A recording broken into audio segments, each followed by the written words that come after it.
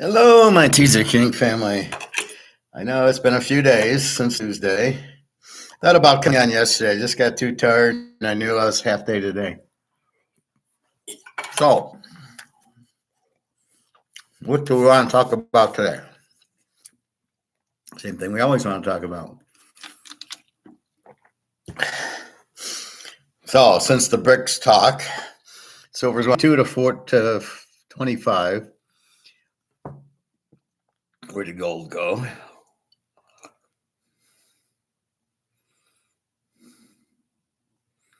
Hello.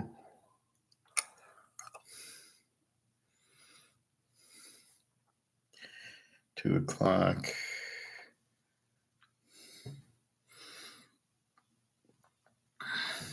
And gold sitting at 1960, up a little bit. So I don't have to talk about it. I'm so excited. So we got some Andrew McGuire today. No guests, so it was a good show. I got all sorts of little Andy topics. Something for Bobby with his cholesterol. Very good show from the doctor.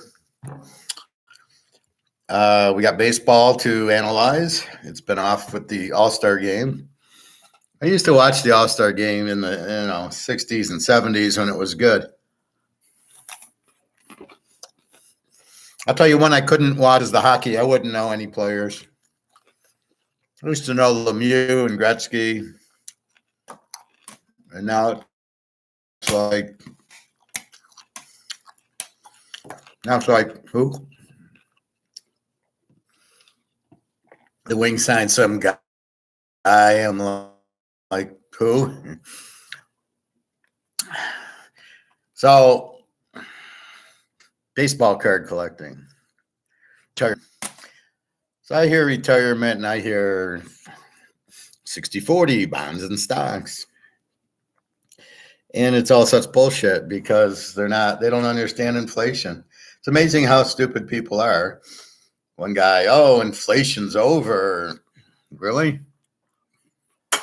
So explain how you printed the money to 2 cents and now it's back to 100. Really? Excuse me, I went to get my gold, then went swimming. Now it's showtime. So how are you going to repair this? There's only one way, and that's with this. And you don't got this, so you're not repairing this. Oh, we had a soft landing. Some idiot said that, so I looked him up. Here's what everybody misses.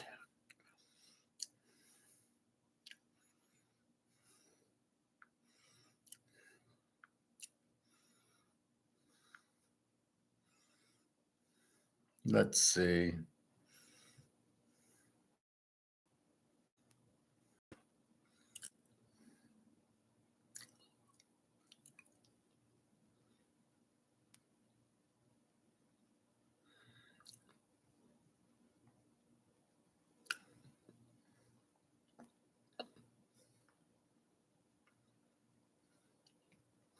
There's one idiot.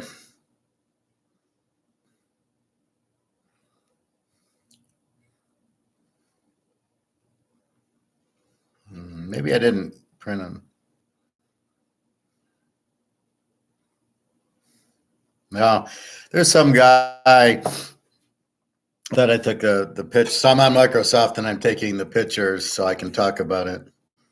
The fake news. So one guy sits there and he said, the it's gone. Everything's fine. I says, is this guy a Keynesian? And sure enough, he was a Keynesian. Now, what's the difference between me and Keynesians? Well, there's a lot, but one is they think it's prices. So if the prices have gone down, inflation's gone, because inflation is just prices. No, inflation's printing this to zero, right? So they can't grasp this concept that you printed this to zero, you made this value gone. Like the Romans.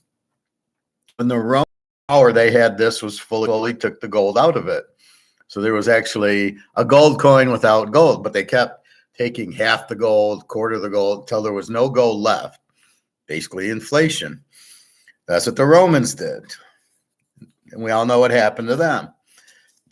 Here's where our dollar is. It's probably not even that strong. So if our dollar is not that strong, you think prices going down? There's several reasons, as I've explained before, Say's law, Adam Smith, that prices go down, and it's got nothing to do with inflation. Mostly, prices go down because of the market.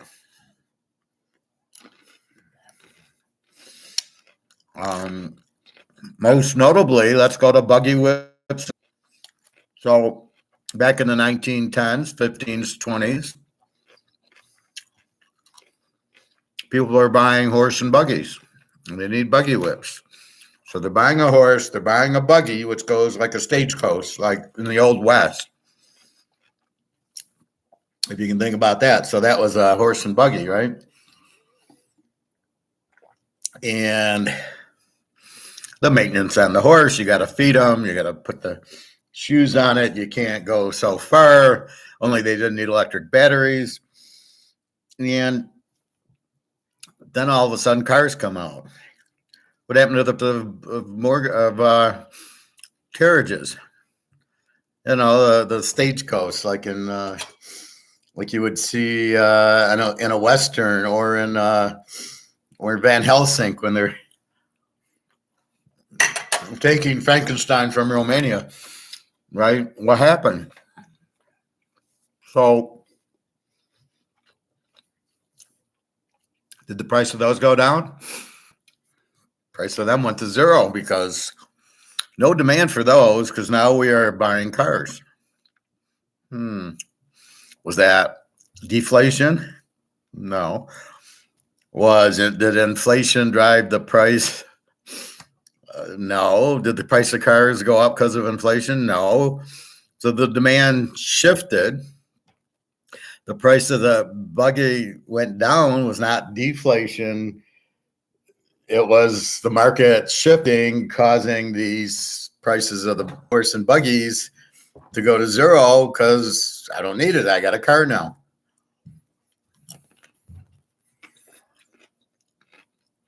And the guy who worked on the horse and buggies, who made the buggies, who made the wheels, who made the whips, made the things that go over the horse, all these people are out of work now.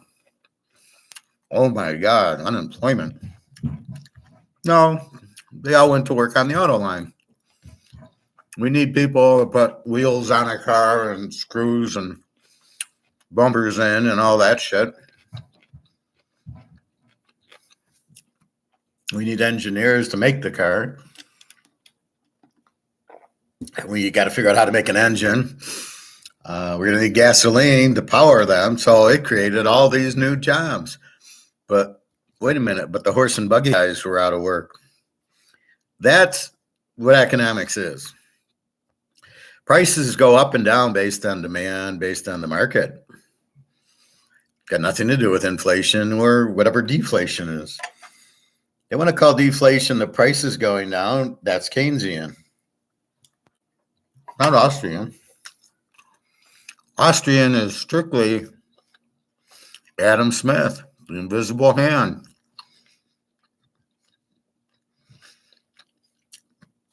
If I demand this, price goes up. If I don't demand this, price goes down.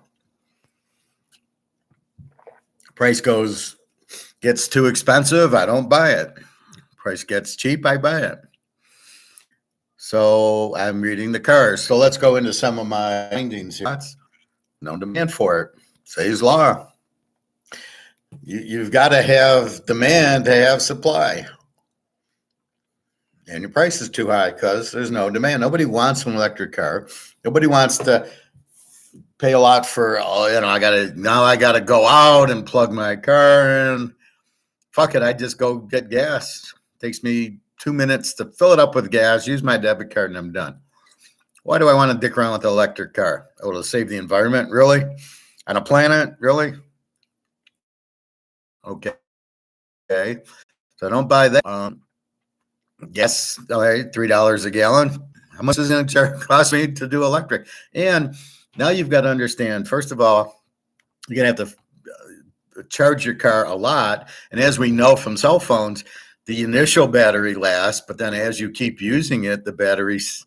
So, so let's say it lasts 3 hours. Well, pretty soon it's only going to last 2.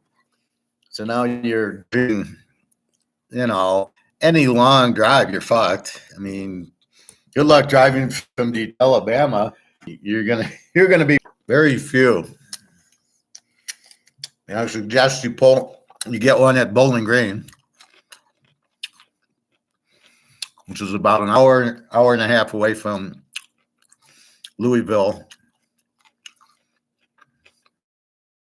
Hour 45 minutes away from Cincinnati. So coming from Detroit, you fill up at Cincinnati and get you to Bowling Green. I'll get you to Tennessee. In a Camry, it gets you all the way to Alabama. But that's one thing. So how am I going to fill up an electric car? So there's no reason to get an electric car. The battery's not going to last. That's an expense. So whatever you're saving supposedly in gas, you're going to pay for in the electricity. And you're only going to be able to drive 2 hours, and it's going to be costly when you have to repair your battery. And I hear they tear up the roads. There's a lot more road construction. I don't see any value in it at all in buying an electric car. I see Tesla. Their sales are up, but they're selling them at a cheap price. Ooh, he sold 10,000 vehicles. They're making a big shit. They sell 17 million gas-powered vehicles. And if that was really destroying the planet seems fine. I can go out and walk around, and I'm not, dying from the sun or dying from breathing outside. I mean, I don't know what the hell they're talking about. I do everything by what happens. If I can go out and I'm fine, then I'm fine. I don't know what you're talking about.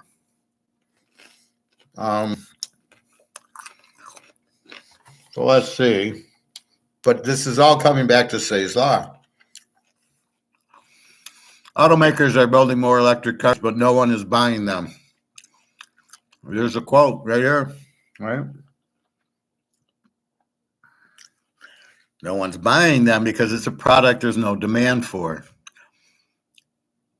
If there's no demand, you can't make it. You can only make things people want. That's pure Adam Smith selling the scones and the muffins back in the 1600s, or 1700s. Somebody wants something, I make it for them. If they, it's like trying to sell banana flavored ice cream. Well, nobody wants it. That's why you probably don't see it. So with that said, everybody likes chocolate. I'll make chocolate ice cream. Why would I make banana ice cream that nobody wants when I can make chocolate ice cream everybody wants? So automakers are building electric cars that no one wants. That's pure Say's Law. That's pure Austrian economics. They don't want it. You don't buy it. You don't build it. You build I produced. I worked my finance job. I'd get my football. Then I consume because I produce. So I've made producing is getting money, and then I spend my money. I might save it. I might invest it. But I get the money, and then I have my choice of what I want. Do I want to buy Canadian Club with it? Do I want to buy hamburgers? I'm eating cauliflower. What do I want to do with my money? But I produce the money. I got to get the money.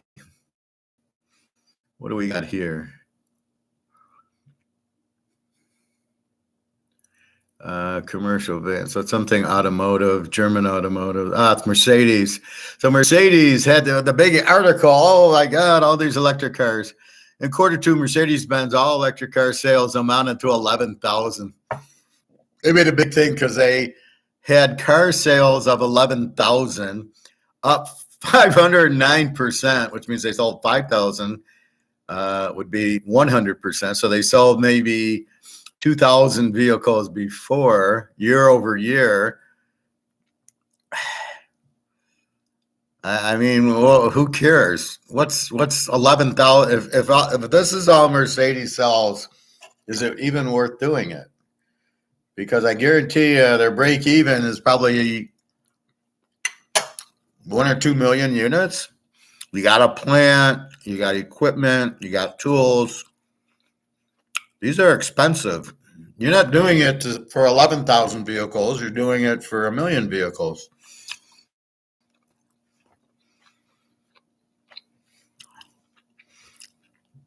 Listen to these figures. Mercedes-Benz EQB. I don't know what that means. 1,800 of them.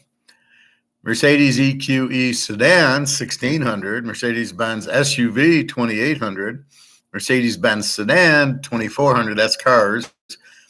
And Mercedes-Benz SUVs, another SUV, 3,000. So they had two different SUVs, I guess. 11,000.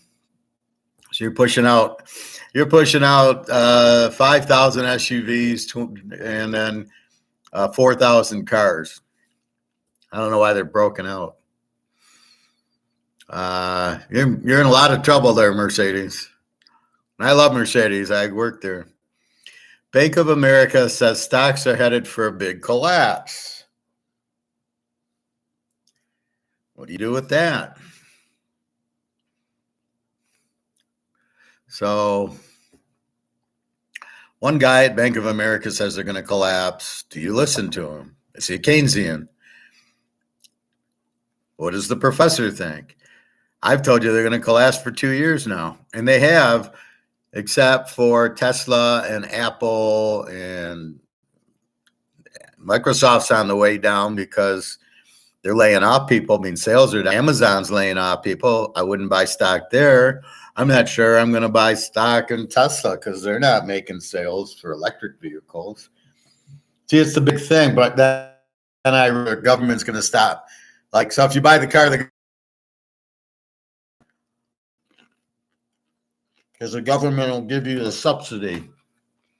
So you get 10,000 off your taxes. And Tesla's giving you this discount. So it ends up where it costs you $5,000 for a car. So you buy them because you think it's a good deal. You find out it gets a.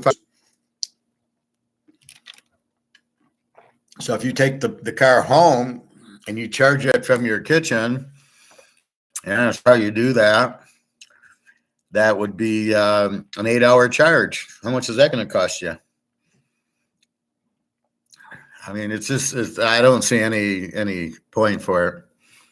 But stocks are, so why would you buy Tesla? Why would you buy any auto stock? Ford, they're going bankrupt. GM's already bankrupt. Mercedes, they just hit 11,000 electric vehicles. Chrysler's been the dog for years. Toyota, they can't sell. I was there getting an oil. To new records as inflation is crumbling and Fed can breathe easier.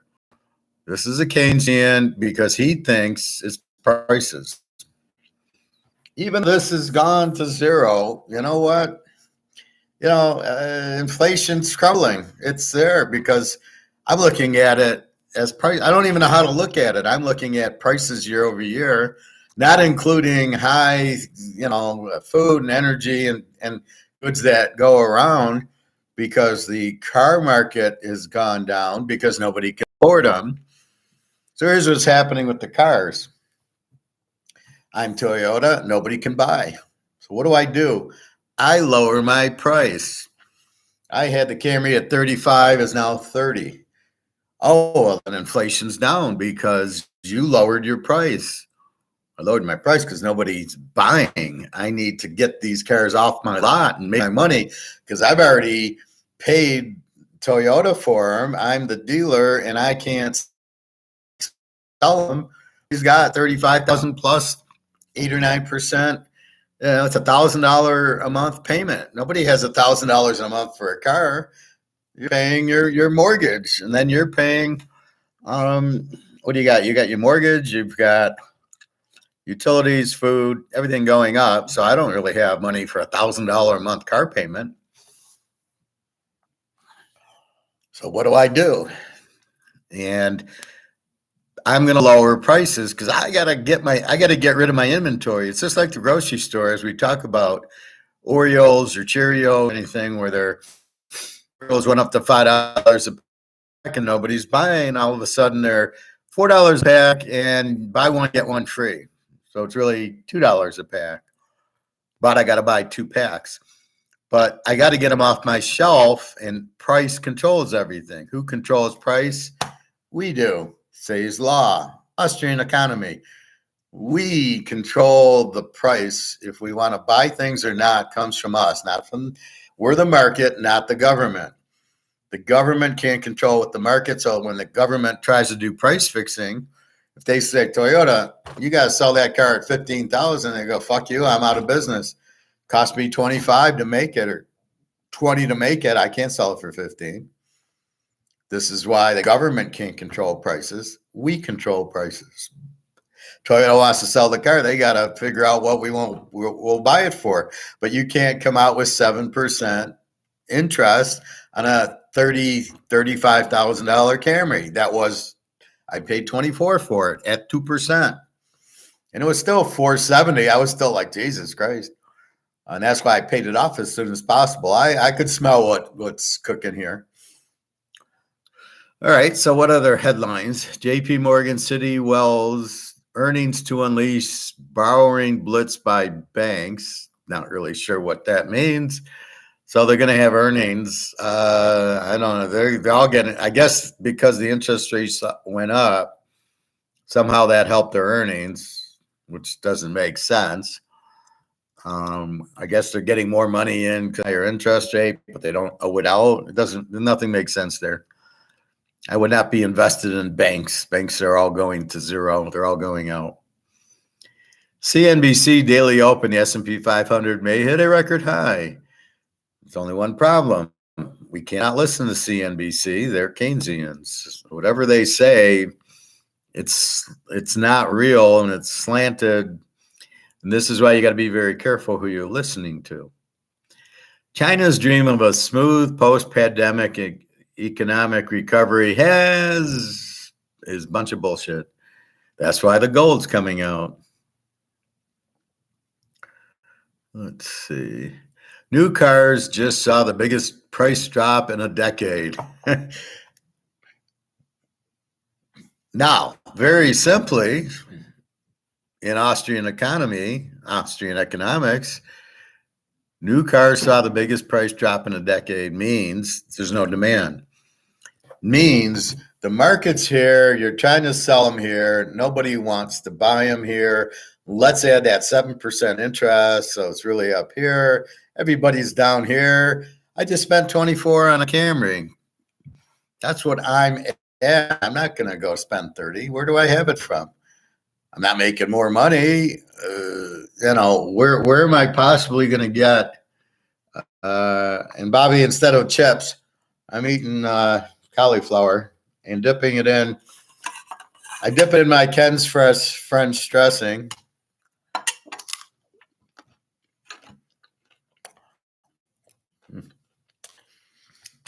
And it's so good.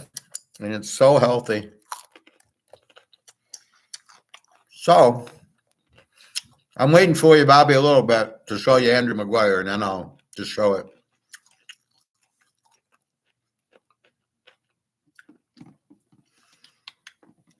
Lunch with the professor. Doesn't get any better than that. Who would you rather have lunch with? So all you got to do is do that. But see, you've got to understand Austrian economics. The market dictates the price. If the price is too high and they can't move their inventory, what do they got to do? They've got to lower their price. That's what I've been telling you, like about steaks. Steaks are $20 a pound. Don't buy them. They'll go down. Cars, they can't sell them. They just saw the biggest price drop in a decade because nobody can afford them. You're over market. The market, we control prices. Not too many people know that, except for our class understands that we control the prices. If we refuse to buy, they have to move inventory. The whole game is I make a big gulp, I got to sell it. I make a Bellagio coffee cup, I need to move it. I need to sell it. I make Canadian Club, I need to sell it. If I don't sell it, I'm fucked. I'm out of business because that's what business is. I produce a product to sell. It's the most critical thing is to understand the market. Therefore, you know, can I sell it $10,000 over? The first question is, what's the market? What will the market pay? Well, to buy a Camry, about $25,000. Now you want to sell it for 30, and instead of 2%, you want to sell for 7%. So you've just raised it from 25 to 35. Who's buying this? So when I went into the Toyota to get my oil, I talked to my finance guy, and we talk gold and we talk cards. We talk football. Then I go to the sales manager. We talk gold and crypto, and he tells me I can't sell any cars. And I did this to him. I said, here's demand, here's the price, and you're up here. You can't sell any cars up because your market's down here. You've got to sell it at market. And I did exactly that. And he understood that because he couldn't figure out, why aren't I selling? Because your price is too high. Even though there might be the money's go. See, this is where it all ties together. This is being inflated. So this is worth less, so that it takes more to buy certain items that you cannot substitute. So if you need steel for your car because you're making Camrys, and now the money's went, and now they need more dollars to get the steel, and then you think, oh, well, then I'll just charge it to my customers. You can't. This is why you buy gold. As this goes down, this doesn't. This goes up. And this is going to go up really big now with the BRICS announcement, which we'll get to in a little bit. So if I'm Toyota, I got to get out of this into this, because this is the only thing that's going to save me. Because as this goes down, and now it costs me more and more money to buy my steel and to buy my tires and to buy my steering wheels, to buy my hoods and everything, lights and everything, interior, exterior, air conditioning. As everything costs more, I'm fucked, right? I'm going to lose money, because if it costs me an extra $5,000 a car, can I add that to the price? So can I make a Camry go from 25 to 30? Fuck no, you can't. The market's not going to bear it. The market's either going to buy a used car, or they're just going to say no. Used car markets went down, same reason. Interest rates. You want to charge 10%? Nobody's paying that. So it hinders demand. I don't want to buy it, so therefore I won't. Therefore you can't sell it. Therefore you lower prices to get me in. Like cherries. Cherries were $4 or $5 a pound. I said, fuck that. Now they're down to $2.29. Now I'm buying a pack. I think they're back up to 4, so I'm not buying. They might still be 2, but I had too many already. I had a couple of bags. They're a little bit sweet. I'm about due for a nice long fast. Too many ice creams and stuff like that. So I'm about ready. When I start feeling a little heavy or gaining a little weight, or a little bit, I gotta cut it down. eat more cauliflower and hamburgers. So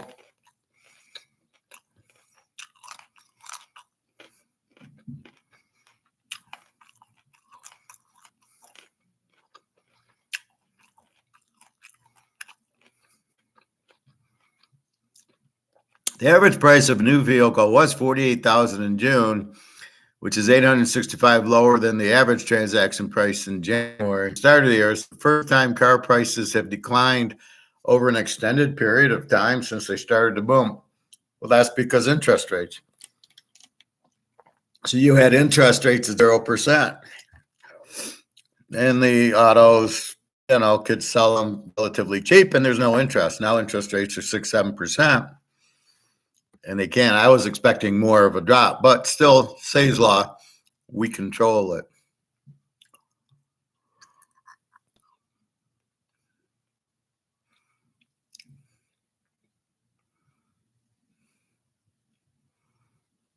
So here it says prices are coming down as the supply of new vehicles picks up, while high auto loan rates suppress demand.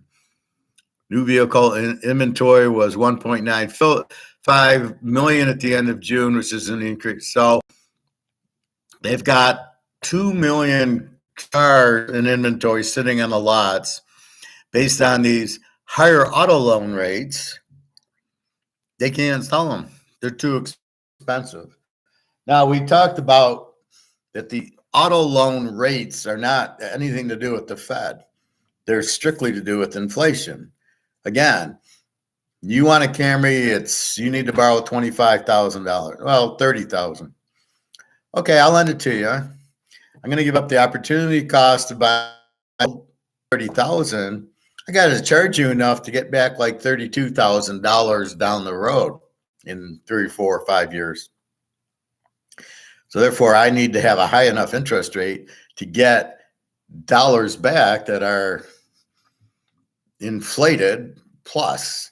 So if I give you 30 and it's inflation, let's say it's 10% a year, I lose $3,000 a year. Is that 3,000 or 300?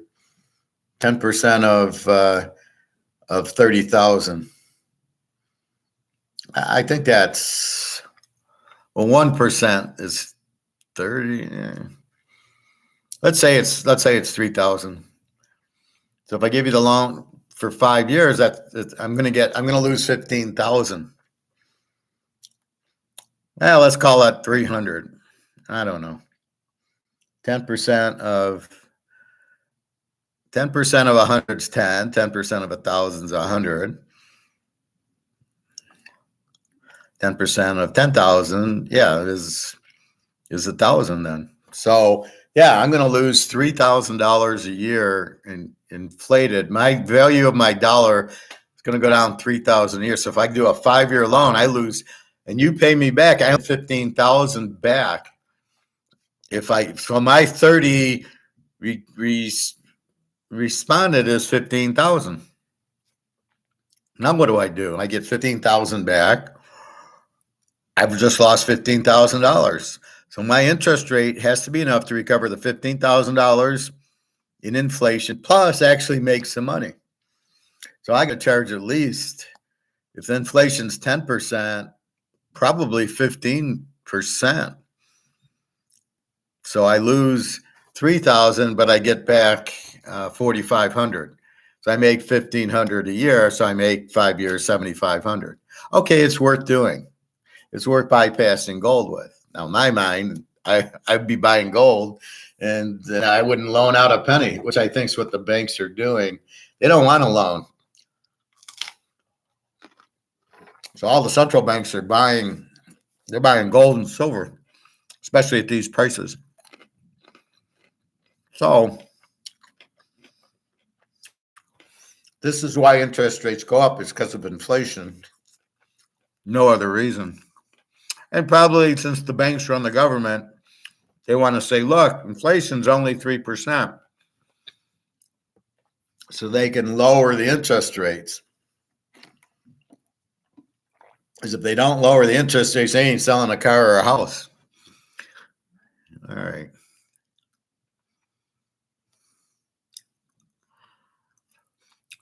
One behavior shift we've heard about from consumers is just buying fewer items overall, more of a hunkering down. Oh, they're talking about food. So they're trying to say people are buying less food. Well, that's bullshit. You got to eat, but they're buying cheaper food because you only have so much. You can spend $100. How do you want to slice up the pie?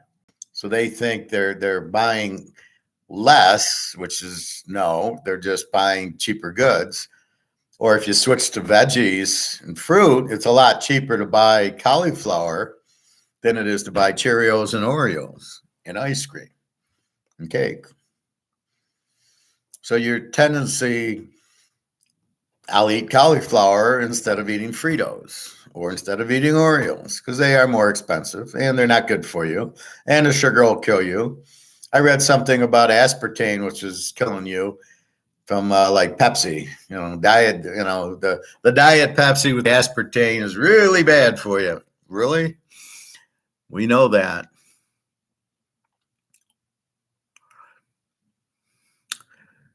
First, he said consumers may be trying to save money because this summer will likely be more travel intensive. So what? Something he believes will be. Other reasons he gave include deflationary trends in a few single ingredient items and lower pension incomes. This guy's a fucking, what is he talking about? Excuse me. Basically, you have the same amount of money. Prices go up at the grocery store. So you basically buy less of, you only have so much to buy, so you're more choosy. So like I say, you don't buy the $20 steak, you buy the $10 steak, or you buy the hamburgers. So that's what you do. And you cook more. But when you do cook, you got to use olive oil instead of vegetable oil, which I'll get into on my doctor video. But basically, you want to, like, hamburgers are much cheaper. If you buy 3 pounds, it's $6 a pound, it's $18. And you're going to make at least 3 hamburgers a pound, right? You make third pound hamburgers. So let's say you make 9 hamburgers versus going to Wendy's or McDonald's, or you go to the Coney Island or, those places, and it's going to cost you $8, $9 for a hamburger, right? And then you just get a hamburger. So you get 2 hamburgers there, which are not, maybe they're they're third pounders. I can get 9 of them for the same price. I'm going to get 2 burgers at a place. Or if I go to Wendy's or McDonald's, I'm paying $6, $7 a hamburger. And here there, they come with a bun. That's all carbs. So it's unhealthy to eat their shit. And they're using vegetable oil, which is really bad, where I'm using olive oil. If I even, put something on the hamburger to make it. Here's a neat one. Millennials and Gen Z. Now, I don't know what the fuck millennials and Gen Z means or what they are. Can't afford their auto loans, and it's only getting worse. They can't afford their auto loans because they have to pay these high student loans. Now, I am not for the government saying you don't have to pay it back. That was your decision to go to school and pay and get a loan. That was there's other ways to do it. You could have maybe went to a different country and got your education. You could have went to the Ukraine. You could have went to Spain. You didn't have to get it here and pay $100,000. You owe $100,000 in a loan. That's ridiculous. So there's many ways to avoid that, but they can't afford their auto loans because they don't have any. They're not making enough money with the degree they got. It didn't benefit them. The trade-off wasn't good. In other words, if I get this degree, I need to make X amount of money, which includes paying off my loan and getting a house and getting a car and having a baby. You can't. It's too expensive to do all that. That's why people aren't getting married. That's why they're having less kids. You can't afford it. And the jobs don't pay enough for the 100,000.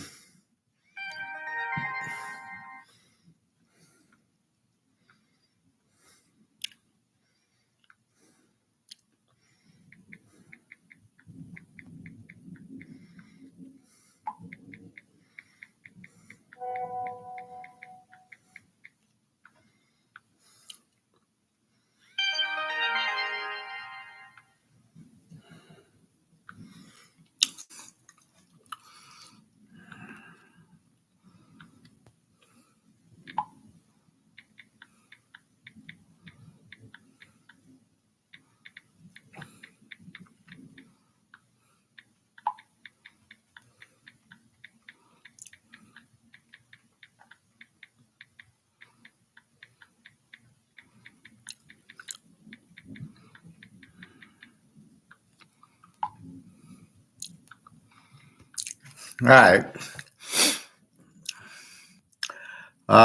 So you only have so much money. So if you got to pay, your school loan back, how are you going to buy a car? How are you going to buy a house? You don't make enough. So in other words, if you got to pay back this school loan, you can't be making 50,000 at a job. You got to be making $500,000 at the job.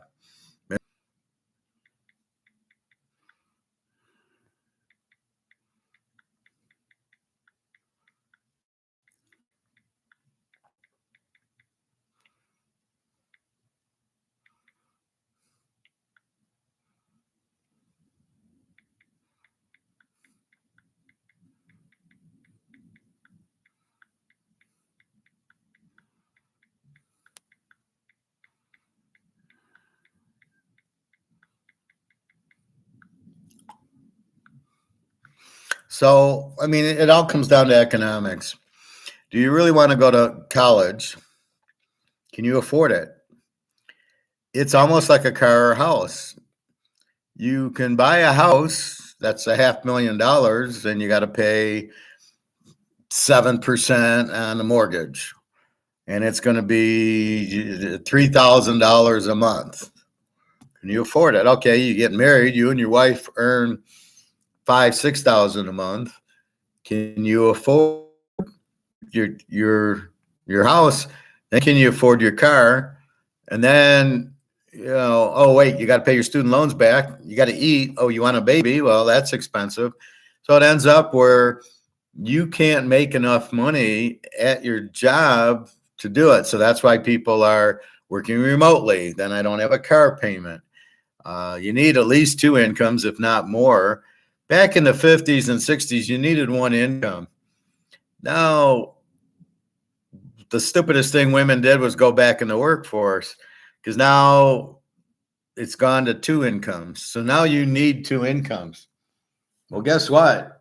Good luck with that. And,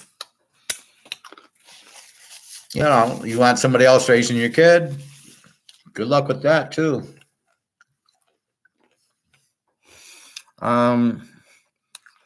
So women had it made easy. Well, I have a kid, I'll take care of it. You go to work, make the money. I'll spend your money. We'll have a house that you buy. I'll just sit back and we'll do certain things. And that's it. And that's the whole point. No. They want to go to the workforce. So not only do they want to have the kid, they want to go to work. Like, that's easy. And then they're not home and they're tired when they get home. Sex goes down. They make more money, but they're so tired you can't use it. You get a nicer house and then somebody loses their job they can't afford because of the stupid recessions and the inflation. By the way, we're going to inflate the money. So you're out making another 50, 60 grand, but this is what we do to you. We fuck you. And this money's worthless. And unless you're smart enough, who've been in my class, to buy this, you're fucked. Because this is going away. Oh, I got 100 grand. No, you don't. You got about 60 grand and going down to zero. Unless you're smart enough to buy this, you don't have shit. You don't have money. And it takes the Russians and the Chinese to figure this out.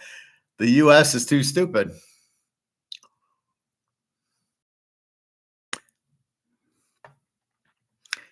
Let's see. I like this one, but I didn't read it. Things to do in Amsterdam. Red light district. There's the Diamond Exchange. There's a casino. Red light district. The canals. Van Gogh Museum and the Rembrandt Museum. I think it's a Lowenbrau distillery. Red light district.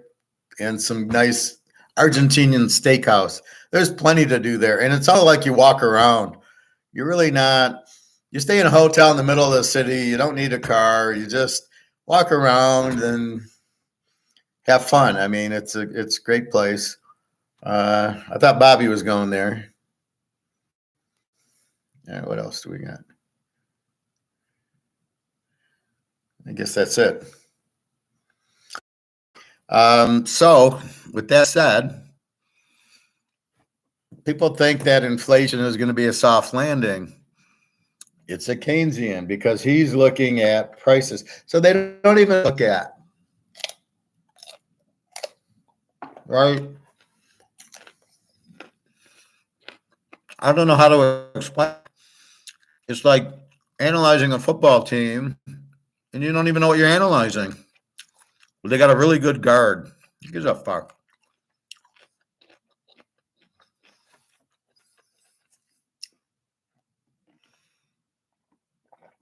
Like here I'm in Detroit and people are talking about the Lions and you're like, who cares? They don't have a defense. You don't have a defense, you're not going to win football games. Pure and simple. So they don't know what they're looking at. And the same thing with inflation. It's not going to be a soft landing. The currency is going to zero. There's no question about it. There's no price because we've just seen why prices are going down. Prices go down when people don't want to buy it. They don't want to buy the horse and buggy. Prices go down on the horse and buggies. That deflation is inflation coming down. Inflation didn't come down in the 30s. Nazi Germany, they had hyperinflation because they had to pay for World War I. That's why they printed so much, was they were in heavy debt from the war. Wars are expensive. And what is one thing going on now? Well, you got Ukraine and Russia in a war. They're both going broke. China, not even in a war, but they're printing their money to zero. So they're getting out of all these countries, BRICS countries are getting out of this and into this. It's all they're doing. They're substituting. That's what I did today. So I bought my trip to so this is the ounce US. He had about 7 or 8 of these. And then he had 4 of these. I thought these were 1/10 of an ounces. And he goes, no, these are quarter ounces, which is perfect because that I was at like 0.75. So now this caps me at 1. So now I'm at an even number, and then I got this. So I'm very happy I found the quarter ounce. I'm glad they said it because I thought it was 1/10 of an ounce. It's too bad. I'm looking for a quarter an ounce, but that's what they got. So they had some gold. They had silver. Silver, I think, was $25, $26 for the bullion. Gold he had 4/10 of an ounces. These are quarter ounces. He had 4 of these. Now these were maple leaves. So somebody from Canada came and needs money because they can't afford the free health care or the housing that our buddy here put 400 grand into the house. Good luck for him. And so that's how they're getting their gold. People are bringing their gold in to get money out. I paid $530 for this. They probably gave him $400 or something. This cost me $20.70. I could have bought a maple leaf, was $20.40. So it was really $25 difference. So I'd rather have this 5 than a 1 ounce maple leaf. There was normally like $60, $70 difference, but these were not as much as they should have been. I think he had gold at 1960. So this was $100. So I got these two. No silver today. Silver I buy when I just, it's like I'll go to the store and I have an extra 300 lying around. And I go buy 10 ounces of silver, which I do every Saturday. Like today was payday. I didn't get the pay yesterday. Somebody fucked up and didn't put it in. And I called going, where's my paycheck? So the guy put it in yesterday, and then this morning I see there it is. So I gave Derry an extra lit. I said, buy some roses or something. Who knows what they are in Russia? And then Jenna's on the train, and she finally landed in Berlin. Now get this. We bought tickets for her train to Berlin. She gets on the train. There's no seats. I mean, there's seats, but there's no room. How the fuck do you have a train? It's a 7-hour train from Poland to Berlin and not have seats. So you have 100 seats and you sell 200 tickets. I don't know if she just sat on the floor or what the fuck she did. I assume so. I couldn't stand 7 hours. My back would have been broken. Went skating, and we from Zurich to the mountains to the ski place, and there was room on the train for seats. So I just don't understand how you sell a ticket on a train and not have a seat for it. You know, if it's 500 seats, you have 500 tickets. But anyway, so she's there now with her friend. And so, she's there for a week, and I'm like, why aren't you there for like a month? I didn't understand because the big cost was the train. You're staying with their friend. So if you're with their friend, you don't have a hotel charge. So just stay with her for a month. Who cares? It's just, you just need food. All right. So that's gold. So let's talk your retirement. I'm your financial advisor, the professor. What a better finance. You couldn't find a better one. We don't want stocks. We don't want bonds. We don't want to be in a bank account. We don't want an annuity. Get the fuck out of your pension. Get out of your 401k. Get out of all of this garbage. This is going to zero. You don't want any part of your portfolio in this. So you go buy as many this and as many silver as you can. This is 99% of your portfolio in this. And the other 1% is going to be in baseball cards. This is a very limited grade. This is called a Summit 1996 Pinnacle. The regular cards were not gold. The limited cards were gold. This is worth, I don't know how much. This is called an artist proof. See, it says artist proof. But it doesn't give you a number. So we don't know what, it's not numbered out of 50. We know it's a PSA 10. There's no real centering to it. It's just, yes, it's sharp corners. Yes, it's a good picture. So all these cards to me are PSA 10. So I don't really know the advantage of getting it graded PSA 10 because, if it's gem mint, if the corners are good and the picture's good, there's no stains on the back. I don't really understand why do I need this as a PSA 10. However, I would get it graded. I don't know what this is. This is a PSA 10 of this. You just don't see it that often. Probably 30, 40 grand. I don't know. It's a Gretzky, so it's the right player. It's limited. It's an artist proof, and it says artist proof on it. And it's a nice looking card. It's gold. So this was a subset of the initial set, I think, silver. So these are, and it says artist proof on it. So I don't know. Then I had to show you this because we talked about it so much. This is my PSA 9 and/or 10, 1968 Mano. It looks like a 10. Corners are sharp. Centering is perfect. There's no stains, nothing on the card. You can see the back is very nice, no stains, very centered, very good card. If this is a 10, we're looking at probably 100 grand because how many 10s can there be in 1968?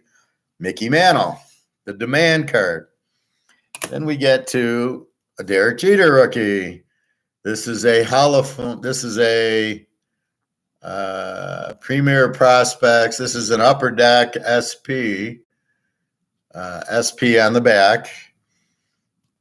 And it's a PSA. It's definitely a 10. Again, you don't have to worry about centering. So it's corners and pitcher, and they're fine.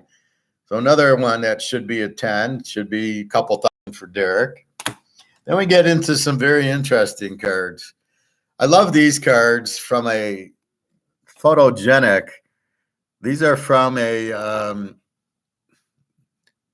this is 1995 Pinnacle, and these are the Z teams. This was a subset of the cards, and it only had Montana, it had Rice, probably Marino, Barry, Emmett, maybe 7 or 8 cards. So, but it's a subset of the set.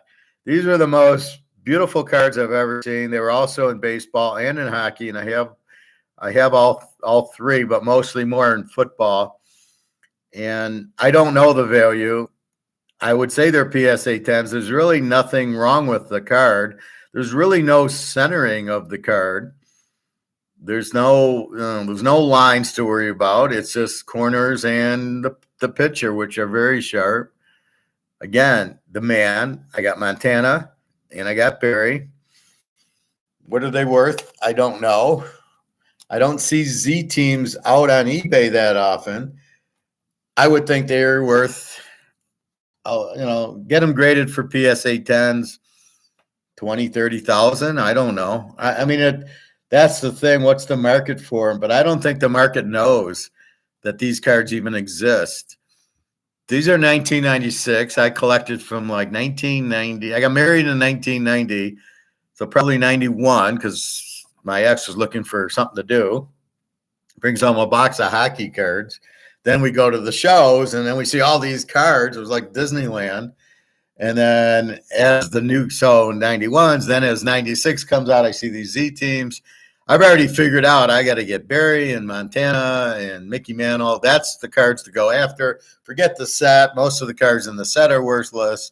The only cards that seem to have a value are Jordan and Montana and Elway and Barry and Emmett. And so that's what you would go after. And this is your retirement. So, you've got baseball covered, Mickey. You've got Gretzky, right? And then you've got Barry and Montana. And, I don't know how limited. They're not numbered, but they were inserts. I would think they're very, very limited, but I'd like to have a number. So this is here's your retirement. Okay. Neither of these are going down in value, not like the dollar, which is going to 0. This getting it graded to 10, you're looking at it. And once let's say it's graded 10, it's $100,000. It's not going down. It'll go up in value. Once the dollar goes out, then this will buy this. Let's say it's a 9. Let's say it's worth 10, 15 grand. It'll go up. It's already graded. Does the demand decline? No. The only thing that declines in this equation is this sucker. Right now it's priced in that. Do we need this? Do we need this to price this? Do we need to price it in dollars? And I go, no, I have gold. I can price it in gold. This is the beauty of gold. Gold's money. Hey, Nick. Oh, thank you, Nick. Yeah, isn't it great? And I call this collecting. We're not, I hate the word stacker. It sounds like an idiot or a gold bug. I am a gold collector. So this was today's gold purchase. I got these 2. 1/4 ounce maple and a 1 ounce. This was 2070. So it's still under 2100. But anyway, so this is your retirement. So can this be priced in this? And absolutely, this can be priced in this. You don't have to price things in dollars. It's just the way the market is now. But the market can just easily, I'll give you this for the mantle card. And God knows what this is going to be valued at after BRICS. This is going to be a hell of a lot more than 2,200, right? So let's say this is 100,000. It's PSA 10. This is a beautiful card. So do I want this? Is this going to be worth more than that? Yes, it will. I don't know how it won't be. So you got a lot of demand for mantle. You're going to have a lot of demand for gold, obviously, because it's worldwide. Not everybody knows mantle. Well, everybody probably in China and Russia knows mantle. But let's go to let's go to the Montana guard. Does everybody know Montana? Maybe not. It's football. And he's in the 80s. So let's go to this. Does everybody, but I know everybody knows this. I know that the demand for this is huge. What's the supply? Not that much. So we know this is going, my guess is over 100K. Well, my guess will be that this is zero. So this is really what's going to happen. This goes to zero. We know it hit the Titanic. It hit the iceberg. This goes to zero. Now we value this and this. How much is this worth in gold? That's where we end up.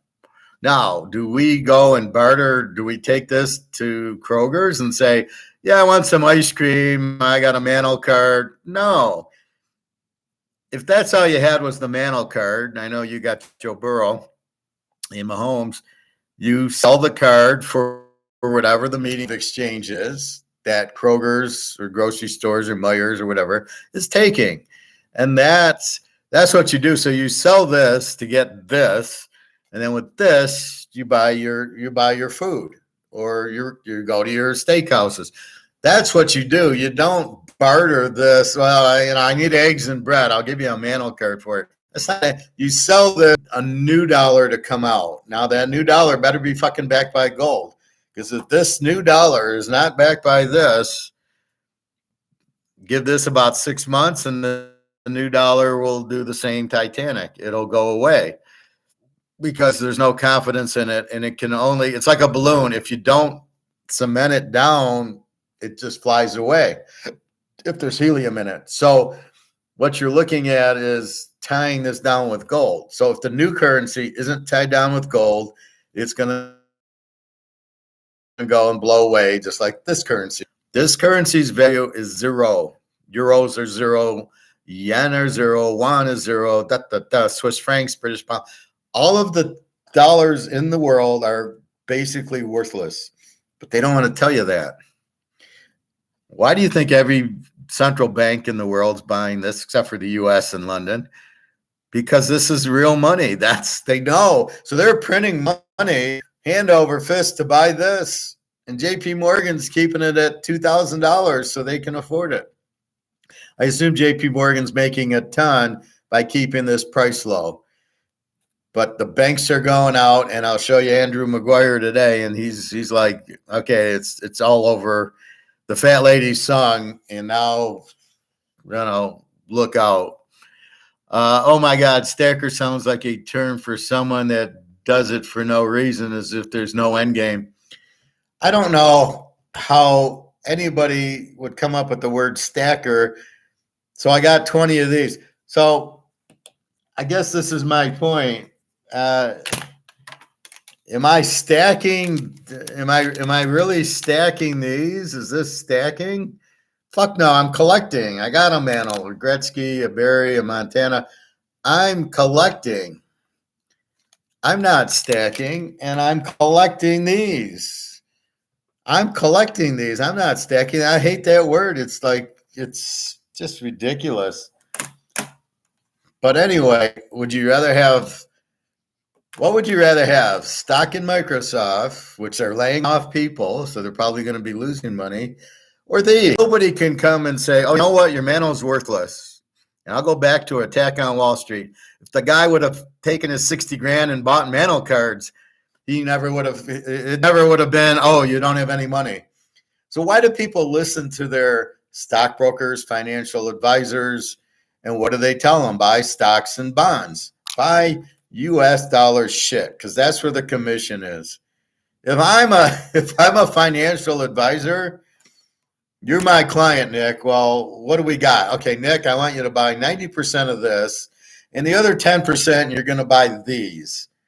This is your portfolio. You will never go broke having these type of assets in your portfolio. You'll never go to zero. You'll probably be a multimillionaire once the dollar goes away and these go to their true values. Now we know these have more true values because they're actually on eBay at a free market. This is not, but we're waiting for this to get to its real value.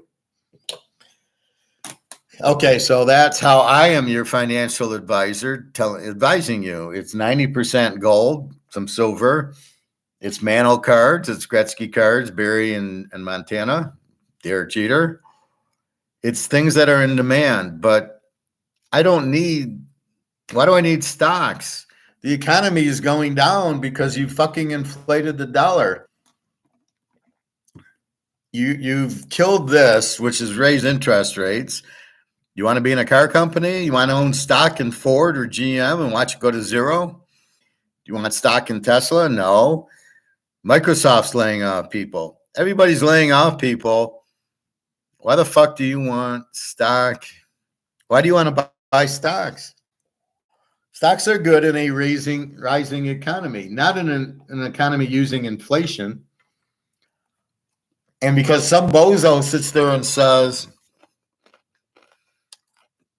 well, inflation's down, buy stocks. Stocks are going to boom.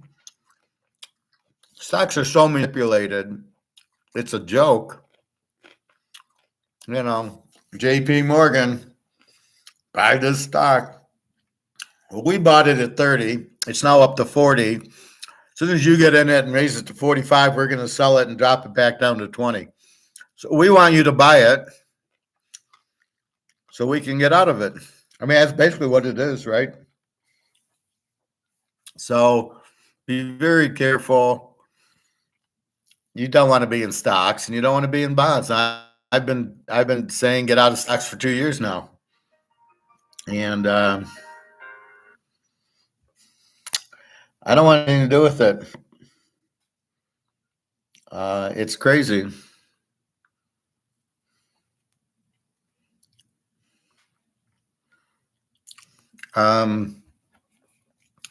Because the economy because of the inflation, I know the earnings are not real. I know people are going to run out of money. They're going to need their money for food, clothing, and shelter. So people aren't going to have money to keep investing and keep Microsoft going and Tesla. I don't know why that stock's where it is. People are going to go broke on that stock. But that's where you're at. It's like bad predicting of a football game. The Lions doing the Super Bowl. They have zero chance of winning the Super Bowl. They don't have a defense. So, I'll invest in that. I mean, that's how stupid it is. So you can't investing in stocks and heavy inflation. And let's forget, it ain't prices. That is inflation. So when somebody says inflation's gone, they're just fucking with you. They're not right, especially the Keynesians, which are in America. Me and 20 guys are Austrian and understand Austrian economics. I was lucky enough to go to a college that taught it in the 90s. Now, if you go to that college, I don't even think they teach Austrian economics anymore. But you got to really understand this. And every currency that's ever been has gone to zero. Who didn't back it by gold? Pretty easy.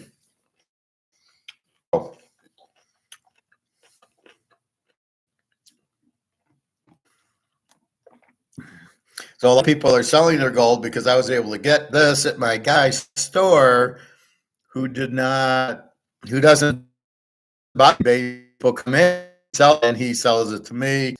Market. I don't mind. Now it's still $25 cheaper. I looked at eBay, it was like 20.95. So I thought, well, I'll need 2100. He's 20.70. I'm like, okay, fine. So it's $25 cheaper than eBay, but I had an idea what I was going to pay for it. And that's fine. And I'm not trying to sell it tomorrow. I know it's coming, and I'm just wait. This is like this. I paid what $150 for this, maybe. I was smart enough, and this is what I tell you, Nick, is get it, look at the condition. So go to the card show. That's what you're looking for.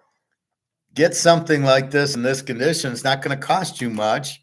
Get it graded, and you made $20,000-$30,000 for doing nothing but understanding how to grade cards. You understand to get the Mantle or the Gretzky or the Montana. That's not a problem. All right, so let's go.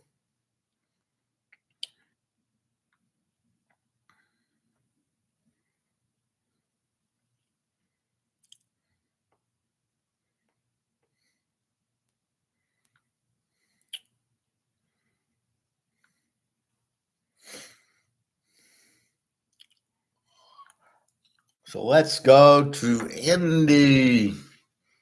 4-minute mark.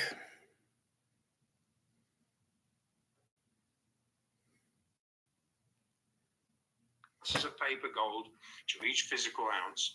And so we see the unwind of this legacy, really US-centric COMEX futures markets. Really, while the London markets are compliant, the futures markets are not. So this is an interesting dynamic. And this is due to the siloed nature of the COMEX futures markets, which actually forbid US traders from directly accessing the physically settled global spot gold foreign exchange markets, the ones that we can access, the one that the rest of the globe can access. Now, these siloed US traders seeking exposure to gold, and that could be an investment or a hedge position, could be any number of things. They're transacting long and short, cash-settled gold paper warrants, not real gold, inside a globally non-compliant, house-run COMEX Gold Futures Exchange. However, under the resulting smoke and mirrors action, while still lagging global market Basel III compliance, ultimately full COMEX NSFR compliance is in motion, and for reasons we're going to explain, will be impossible to circumvent. Now, obviously, that creates opportunities. So, due to this massive leverage employed and the ability to corral literally all of the billions of dollars of daily siloed US trade into this rigged casino-like environment, this house-controlled environment has continued to provide a flywheel really, for the COMEX paper to physical gold disconnect to continue. But under the radar, this fast closing price anomaly is presenting a once-in-a-lifetime opportunity to capitalize on grossly undervalued priced gold. So to put that into context, it's not unusual to evidence 10 million ounces of COMEX gold two-way traded in a day. I mean, you talk about 19 billion of synthetic derivative gold. And this is why the COMEX tail has to be able to, why it's still able to wag the physical dog and why it's been able to do it for so long. So obviously this process is under, this deleveraging is underway. And as we identified, the COMEX market pricing mechanism really has not yet complied with Basel III. However, the opportunity window exposes the little-known backdoor that we've been drawing so much attention to for the global markets to be able to convert deep undervalued cash-settled futures positions, or usually undeliverable futures positions, into the first-tier asset categorized net stable funding compliant global delivery markets. So there's the back door. And while almost every CTA trader I have encountered in the US fails to understand or is forbidden from actually accessing this exchange for physical mechanism that we keep drawing our attention to. Global central banks, sovereigns, and non-US traders are capitalizing on this opportunity to buy futures positions so they can exchange their rapidly depreciating, freshly printed dollars for physical bullion as it emerges from the legacy paper market diluted pricing mechanism. Now, Andrew, with so much central bank appetite for gold since the start of 2023, I remember in our very first episode, you called this out on the first trading day of 2023. You know, this is all under the radar, of course, of the legacy paper market action. How is this impacting the physical wholesale markets? Yeah, good question, mate. And to facilitate this gold-backed trade, what we've got is Russia, China, the BRICS Plus, the SCO, and an increasing number of African nations are openly adding published on-record gold purchases. This is stuff that is actually listed on the Bloombergs of this world, et cetera, But also, additionally, they're adding much larger, unpublished, off-record monetary gold reserves to hedge and benchmark their respective currencies against what is really an overvalued, rapidly depreciating, debasing dollar. Now, while the PBOC has just officially logged its 8th consecutive month of official gold purchases in June, that was, and obviously now we'll see the July one coming up soon, that followed, if you remember, 100 tons of official PBOC gold buying executed just in the first 7 trading days of 2023. Now, these official purchases pale in relation to the unofficial monetary gold purchases, which absolutely do not need to be reported. Also interesting, bringing their physical gold reserves back home, made a Russian-style sanctions on their foreign assets. This is the FT. So while really, and what they're saying is while they're increasing their purchases of the precious metals, in their words, as a hedge against high levels of inflation, it also confirms these purchases are in physical form. So noting that the exchange, the ETFs, the exchange traded fund holdings are being redeemed. We'll look at that in a minute. But it's clear. What is clear is that official reported central bank gold demand, when it's finally officially reported, is going to exceed all of 2022's reported over 50 years record physical demand levels by at least a factor of 2 to 3 times, while off-grid, unreported third-party demand feeding trade will at the margin be responsible for forcing the unwind of leverage. And it's important to understand that as influential as they have been in pushing back against the rising gold price, the LBMA-CME alliance, which was formed back in 2020 when we had that massive EFD blow-up, as we call it, has no control of off-grid demand. And while they focus on ring-fencing the billions of dollars of corralled US-centric flow inside this COMEX exchange, it results in actually fixing the related net stable funding compliant gold fix benchmarks in London far too low to match real plain vanilla supply and demand fundamentals. Now, whatever happens, whatever we fix that in London is actually deliverable. Now, this results. So what he's saying is, in English, so they've got the fake COMEX paper, but it's not at real supply demand, which is what I keep saying. So we know what this is. We know the supply demand. We know because eBay, there is no set price. It's whatever the market will bear. So if I sell this card, whatever somebody wants to pay me, that's only worth $2,000.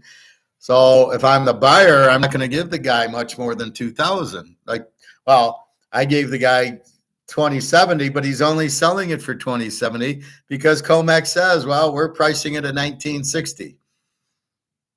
But that's a paper derivative price, not the physical gold price.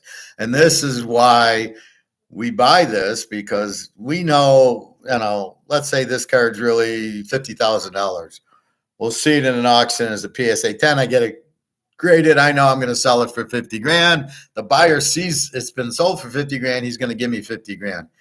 We don't know what this is. This is not 1950. This is not, I bought it for 2070. So people look and go, oh, well, that's all I'm going to pay for it. And the seller goes, well, that's all I'm going to sell it for because that's what it is. But that's not, they're not living in the real world. That's not the market. And that's what he's saying. We're not at the market. All right, there's a lot here. So let me get to.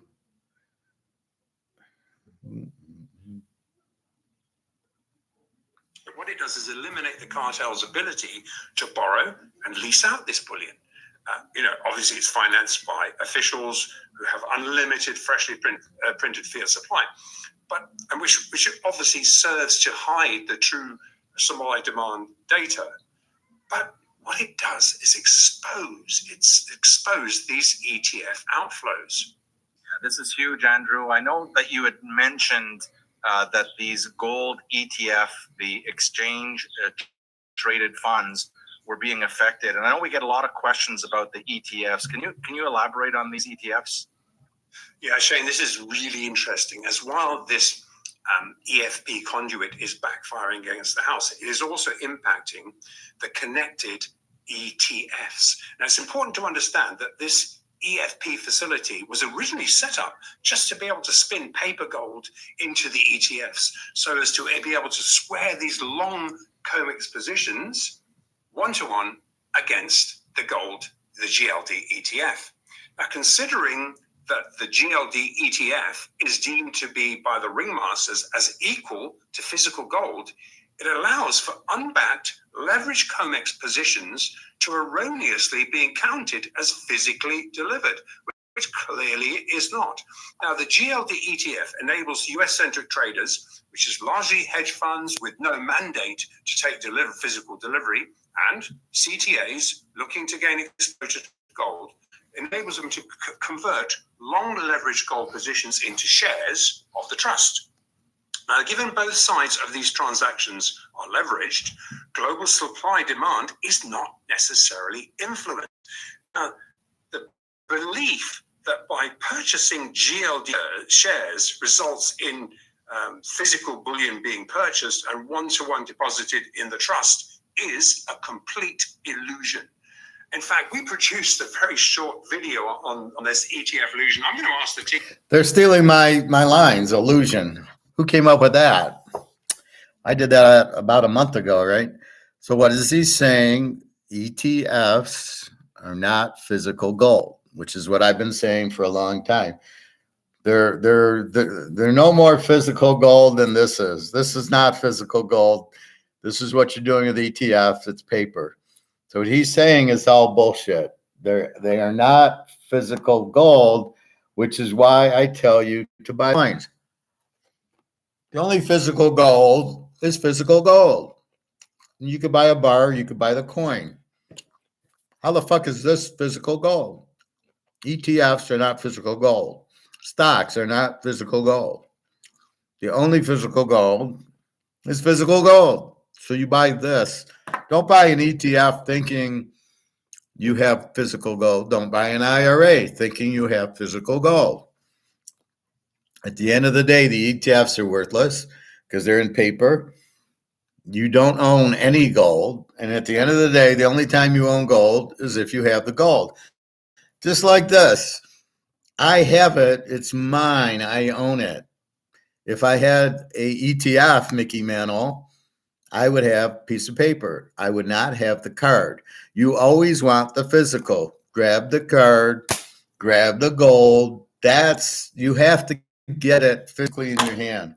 That's the only way. You cannot fuck around and buy ETFs or paper. All right. That was the point. Let's go number 23.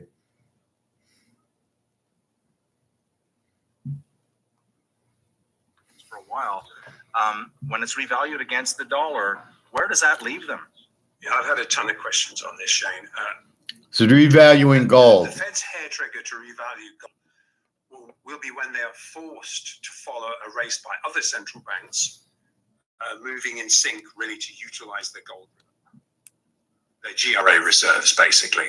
It would be absolutely implausible for the Treasury to continue to value their 8,133 tons of gold at 42 bucks an ounce, when the global race to revalue may easily overnight gap the price of gold well into the mid 2000s.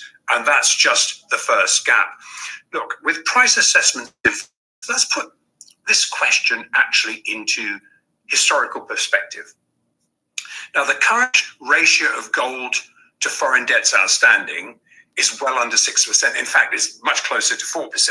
But even accepting the unadjusted higher 6% level, this ratio is significantly below the 20 to 40% historical average, which the BIS, the Bank of International Settlements, likely expects this ratio to ultimately revert to following the full implementation of Basel III. Now, restoring a 20 to 40% ratio of gold to foreign debts outstanding easily puts gold around 6,000 to 12,000 per ounce, depending on that ratio. However, the last time the US dollar was questioned was in 1980, when the foreign-held treasuries of the US government were 140% collateralized by gold. And so at 1980 levels, that would have put gold at 40,000, over 40,000 bucks. Look, I'm just saying. Now you get the method to my madness. $40,000 an ounce, and I buy it for $2,000. It can't go to zero. It's a no-brainer. So what he's saying is they're going to revalue gold at a better price because the U.S. has this $42 an ounce. They don't see, the whole thing is JP Morgan wants to keep the monopoly because he prints it. He keeps, he can just print himself $1 million. So he doesn't want competition of gold. So he keeps the gold price down. So everybody thinks gold doesn't have value, which is all bullshit. And then, so he doesn't want to have the competition of the gold, and then he keeps it low. So he wants the monopoly. Again, JP Morgan understands monopolies, and that's what he's always done. He always wants to be in a monopoly where he controls the market. Very smart idea for him, very bad idea for us, because we don't want monopolies. We want free market competition. That's what we want. I want to be able to go buy this and have competitive prices, which I get on eBay. 10 sellers, one guy might be a little bit cheaper than the other, and that's where I'm going to buy it from. So if you see it on eBay and it's 20 grand and you see it for 15, what are you going to do? You're going to buy it for 15 as long as they're all graded. And that's where the PSA 10 comes in. So here, Andrew Maguire's at 40,000 an ounce. And we haven't even gotten to the BRICS yet. So that's kind of where, and he keeps backing down like, well, it's 40 grand, but, I'm just saying, so he can't really come out and say, yeah, that's what it's going to be priced at. But we all know that's what it's worth, at least. And as this goes out, then how are you going to value everything? Well, you're going to value it in this. But all the currencies are going out. So you must understand that. Everywhere there's high inflation. The inflation did not come down because used car prices came down. Again, that's the market. Moving away from the horse and buggy to the Ford, the horse and buggy would have had price drop, which doesn't mean inflation's down. It just means people aren't buying a horse and buggy. They're all buying the car. And then, so the car goes up. Maybe it cost $1,000 for the Ford back in the 1920s. But then here comes GM and Mercedes and all these others, which pushes the price down because of competition. Does that mean inflation's going down? No, it's got nothing to do with you were printing this to death. That's what the 1929 market crash was the fucking inflation. And fucking gold, you got a balloon floating up. If you don't tie it to the anchor, and this is the anchor, and this is the best anchor to have.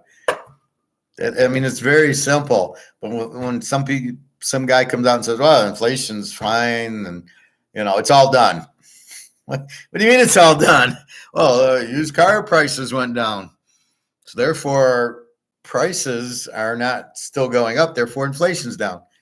Except for that's not how you measure inflation, you moron. So again, this is the problem. There's too many idiots out there. You've got to be careful who you're listening to. And the first thing I did is, who is this guy? Oh, he's a Keynesian, some sort of modern Keynesian.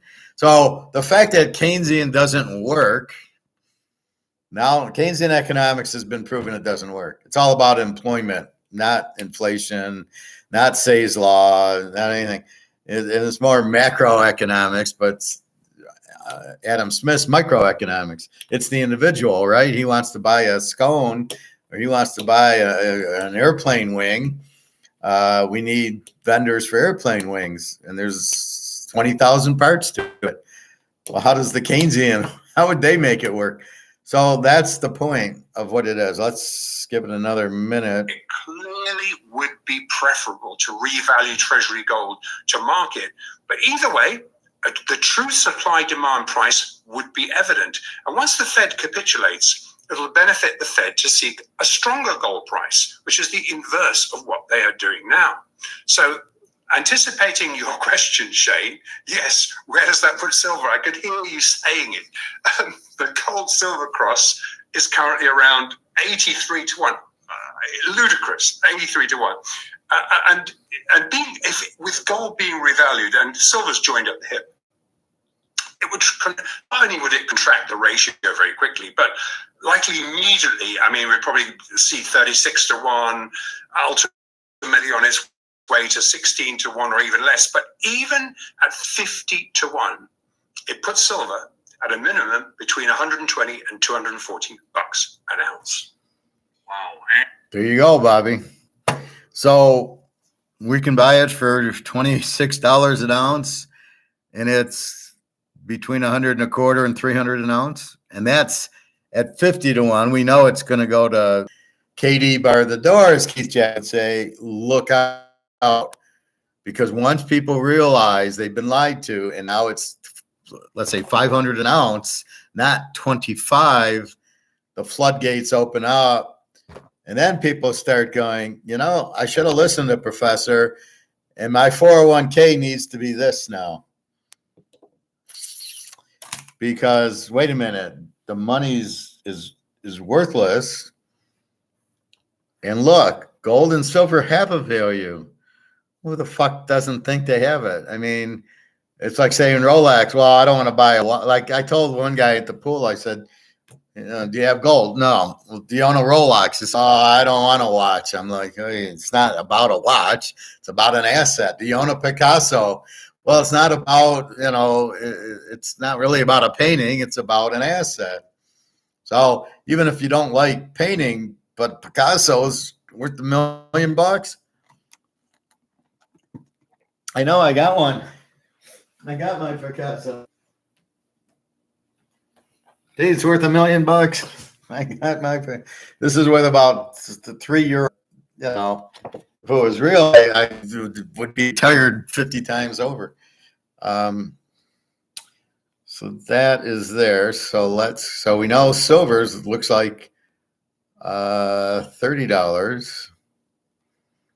And let's go. Free currency ultimately is going to be the death knell for the US dollar and its globalist objectives. So we need to put this into perspective. By sanctioning the digitization of central bank physical gold placed on the trustless blockchain, Russia began the process of cutting out the fiat middleman, opening up physical gold to serve as a medium of exchange, a unit of account, a store of value. Hey, what does that sound like? It sounds like a currency to me. And obviously, they're using that to benchmark this new trade settlement currency. Now, 6 months in, and having built the infrastructure and consolidated its interconnected gold alliance with China, over 80% of Russia's trade is now conducted in rubles and yuan. And following the recent SCO summit in India, the next move, the next more formalized leg to open up gold and the yuan gold-backed commodity settlement trade is upcoming next month at the August 22nd to 24th BRICS summit in South Africa. Now, the BRICS summit will pave the way for a BRICS SCO trade settlement currency tied to gold. And while the currency basket will comprise of a lot of components, physical gold is the linchpin of the currency bond market. The BRICS group is set to introduce a new currency backed by gold, in contrast to the credit-backed US dollar, with countries lining up to join the growing initiative. The BRICS countries are planning to introduce a new trading currency which will be backed by gold. More and more countries recently expressed desire to join BRICS. The decision comes a month ahead of scheduled Alliance Summit in Johannesburg, South Africa. 41 countries have since shown their interest in BRICS membership and its new currency implementation. Russia's foreign ministry has stated that if African states show enthusiasm, the group's expansion may also be on a Russia-Africa summit's agenda in the end of July. As of now, the BRICS group remains comprised of Brazil, Russia, India, China, and South Africa. Former statistician general of South Africa, Pali Lehola, says the gold-backed currency will facilitate the advancement of developing countries. Avoiding using gold standard.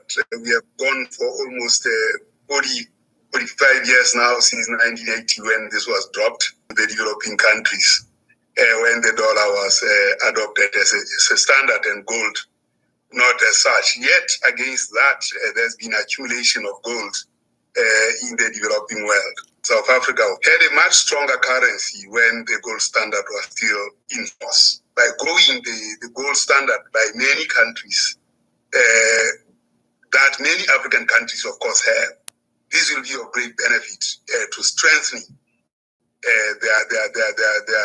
the currency, the single currency that is backed by gold. It will facilitate development because, after all, currency is the quantity of material things that societies have. If you use another currency based on material wealth or material things you don't have, it means that you are at the mercy of that country, and they will charge commissions and the like. This unwind of paper market leverage has far-reaching effects. And as an example, you'll recall we had highlighted one of the long-standing cartel house-run manipulation levers, the trade at settlement sledgehammer that we call. That we actually looked in granular detail at that in a May episode. And this gold settlement currently is actually one of the interesting things. It's going to provide discipline on the house into this current TAS positioning. Look, let me explain, and I'll keep it quick and to the point. So far this month, just July, and we're only on the 12th today, we've evidenced the swap dealer commercial trade, largely comprising of the agent cartel members, had already swapped out a notional 163 tons of gold futures contracts between the August and the December contracts. So Shane, if you remember, in our efforts to demystify how a rig market operates, we went into this granular detail, and it was in a May episode. I can't remember which one it was, but definitely one of them. And how this TAS manipulation lever works. Look, if anyone wants more information, please go back to that episode. But to sum up, really, while this particular house game is risk-free because it's price risk hedged, and on the face of it, legitimately capitalizes on time value by simultaneously buying a front-month futures contract at a cheaper price while selling short a further out contract, perfectly legal as if they're executed simultaneously, but by scheming to disruptively close the long side of the hedge first, while deliberately keeping the short leg open, they turn this so-called spread trade into an illegal practice right under the nose of the regulators. And we evidenced a perfect example of this activity 2 days ago on Monday. And it was no coincidence that this extremely counterintuitive Monday, Monday non-farm payroll chart painted downside gap. In other words, we saw everyone piling in after non-farm payrolls was a beat.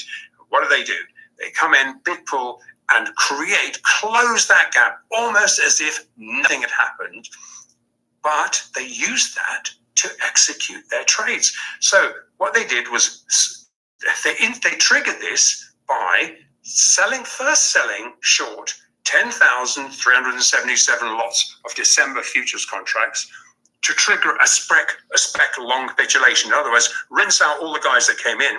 Then to hide the intraday position limit violations, and they were violated, they bought an offsetting 11,080 contracts of the August contract at the rigged low. So first of all, the December contract was sold, created an air pocket. Then they cover their footprints by buying the August position.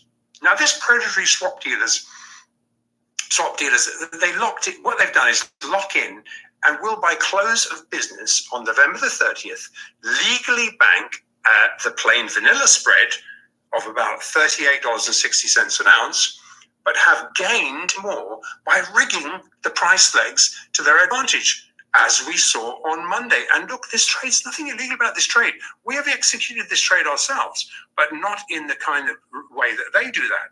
However, at the point I'm trying to make is that this game is not only becoming far too well known, with these market-making insiders instigating these deliberate air pockets, but then now encountering unwanted friction as competing central banks and sovereigns looking for opportunities to capitalize on this resulting COMEX leverage EFP backdoor move to convert these COMEX positions into deliverable contracts in London, ultimately forces an overall unwind of heavily leveraged COMEX open interest. You cannot deny that that's happening, and it will become more evident.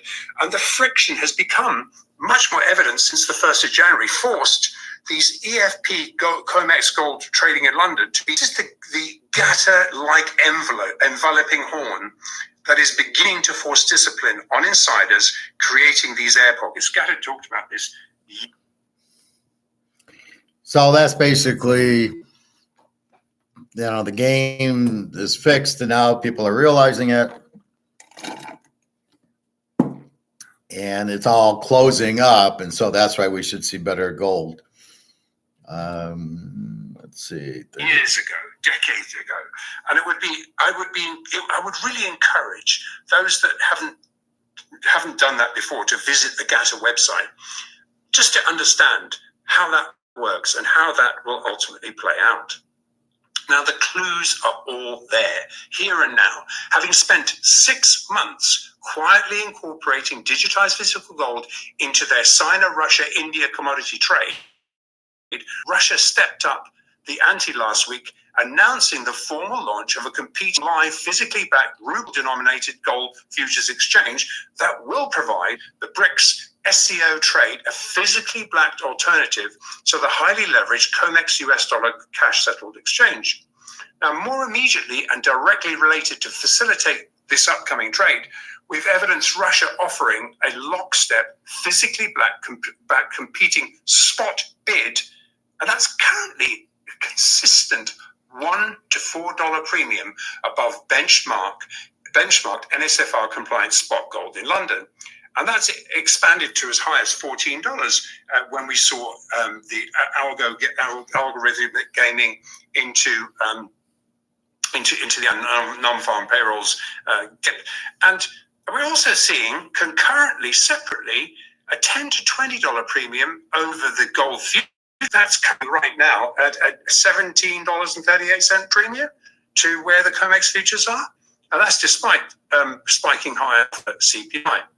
Now, aside from a noted large increase in Indian gold smuggling since the beginning of the year, that's far in excess of what the World Gold Council estimates of 30 tons a month, this alternate Russian physically backed spot gold exchange is facilitating right now large Indian flows to start to bypass London, largely through Dubai and other physical exchanges, all benchmarked to the 2 London PM fixes.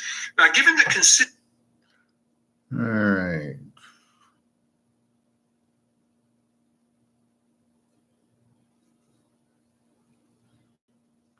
as they evolve. One more. First-tier market-making banks will be aware of this, whereas the Fed and it's the only central bank still short gold. They're once again blindsided. This is unbelievable. Yes, we spoke to Daniela DiMartino Booth, an ex-Fed insider, who says they just don't understand it. Well, clearly, and obviously they employ they employ agents to control because it competes against the dollar, but they don't understand gold.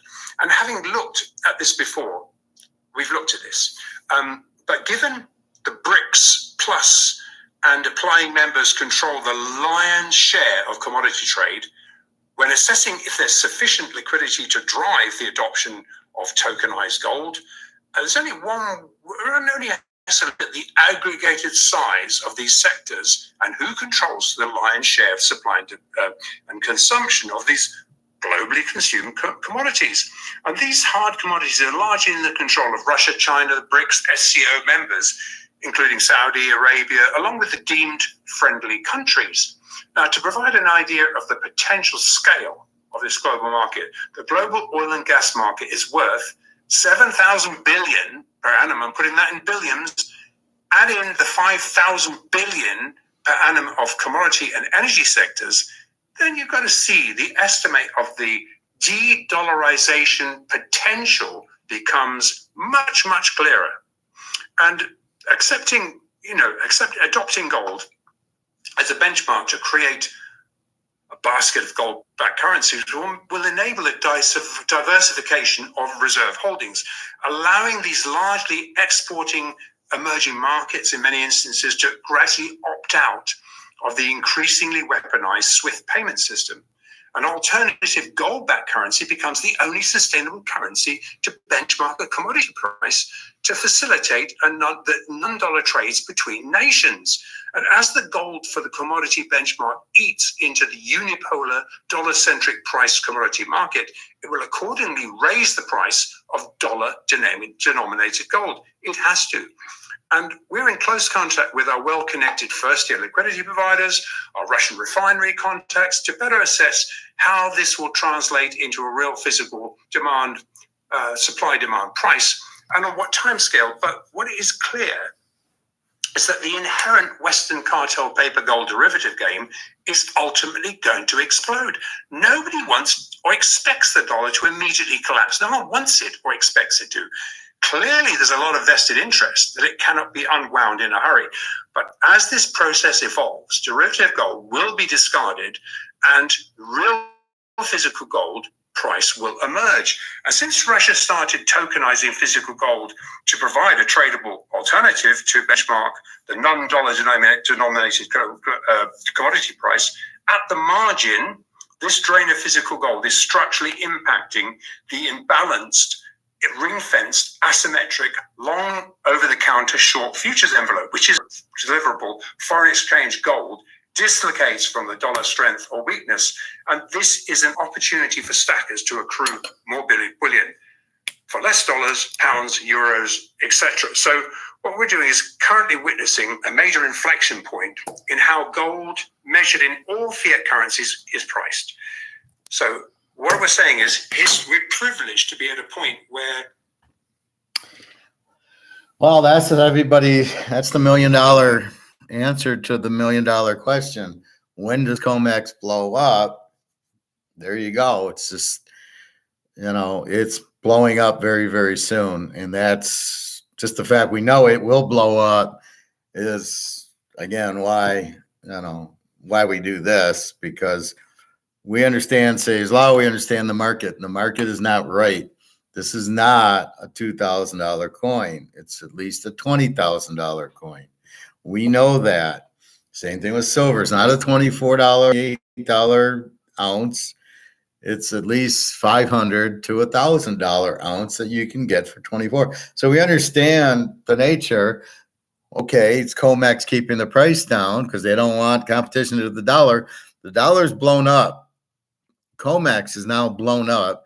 It's just a matter of it hit the iceberg. It needs to sink, which is going to take a little bit of time, but not too much. So look for COMEX to blow up, which means look for our gold and silver prices to go way up and get the fuck out of the stock market because this goes down. So when they say inflation's over, they're out of their fucking minds.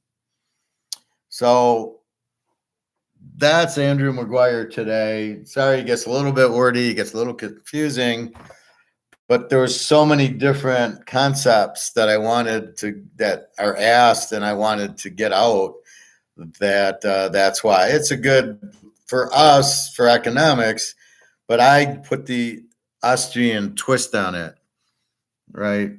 The Keynes don't understand gold. As she said, the Fed doesn't get it. The Fed's all Keynesian. They want the government to run the market. We, as Austrians, want us to run the market because we know what we're buying, right? I bought this. Does the government know? Or are they going to price fix this? We don't want them price fixing it. Excuse me.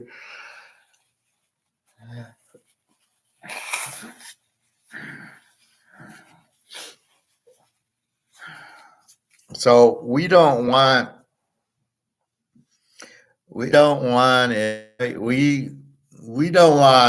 anything price fixed, right? I want the market to determine the price of this. I want the market to determine the price of this. I don't want it price fixed. I don't want the government saying, well, this is 1950 or this is 2000. I don't get the premiums because the premiums make no sense. But I don't want the market or JP Morgan or the government saying this is worth 1960. Here's little derivatives, which are bullshit. I don't want the government giving me the market and saying this is all it's worth. I want it to be free market. I want us to determine the price of the gold. And that's really what this is all about, is the government trying to price fix gold and not let it run at market. So this will be priced at market. Whatever the buyer and the seller determine it's worth. So I'm the seller, I put it out there for 10 grand and the buyers say yes or no. And there's actually a price, Montana card. This is how much demand it'll go for. And then this is what I got to sell it for. How much demand is for these cards? And that's what we're trying to figure out. That's what the market figures out. When you get it in this, when the government steps in and says 2,000, and everybody in the world knows it's worth much, much more, that's when, okay, you got to blow. That's what Russia and China are going, okay, this is ridiculous. They keep it at 2,000 and it's not. That's when the government is controlling the market. And that's the problem with it. That's what I keep saying. Let us control the market of this. Let it be free, and then it'll go. And I'm saying in a free market, it's worth 50,000 because of how much supply is created, because you can only dig it out of the earth. It's not an easy thing. There's only so much in the earth, and it's come out. And then even the stuff that's come out, you don't know. I mean, they just found some in Iowa or something. Well, so we don't really know what the supply is. It's very limited. We do know the demand's extremely strong. And that's Andy Schechtman keeps saying, demand strong. He sees that all these demand, everybody wants the physical, but he doesn't understand it. So he doesn't have the wherewithal to understand what he's saying. He's trying to tell us the demand's high. People are buying the gold. He doesn't get the concept of the free market. That's why I call him a Keynesian, not an Austrian. An Austrian recognizes it right away. Well, the demand's high, the price has to go up. Why isn't the price going up? Because the U.S. government's trying to keep the price down because they don't want competition for the dollar. So I can walk you through and spell out what's going on and why. He can't. So when he sees the demand strong, the price should be higher. Absolutely. Why isn't the price higher? Because of COMEX. Him and this Schiff guy and this Rude guy and this Reichert guy, they don't get it. They don't get it's fixed, and they don't get how to understand it or to explain it. They know there's inflation. They don't understand what inflation is. They don't understand that the government is controlling the price of gold and silver. They're trying to be the market. They're trying to price fix it instead of letting the market go. They don't get that. So they think this is the price, this is the real price of gold, that this is the market. They don't understand that it's price fixed by the government, that the government's controlling the market. It's not free market. And that's what I keep saying. And that's why you can't listen to these guys. They don't get what a free market is. They don't understand it.